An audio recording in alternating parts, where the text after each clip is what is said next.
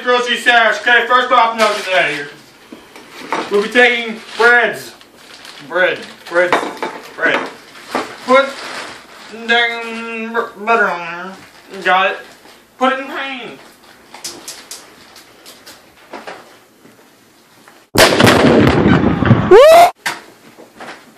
It's that simple.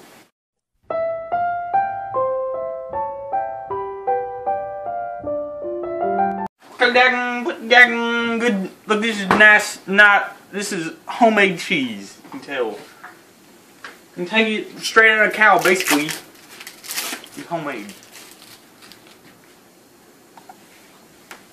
And if you want to get really even like, just take that, fold it in half, like so.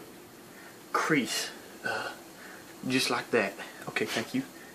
Now you just take it and just put it on both sides. It's just like, it's that easy.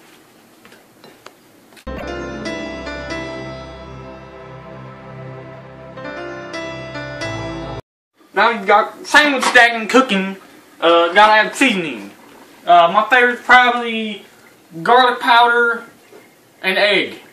Okay, take garlic powder. Okay, here we go. Then take egg and just slap it on there. Basically, that's how you cook it. You can eat this, it doesn't matter.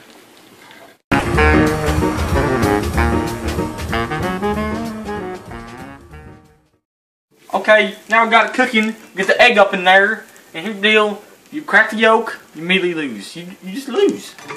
You try to flip it without egg yolk cracking. I got it. As you can see, no yolk cracking. We're all good. All is good. First try.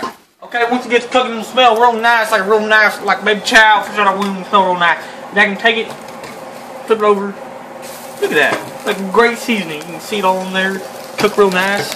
About ready to be taken out.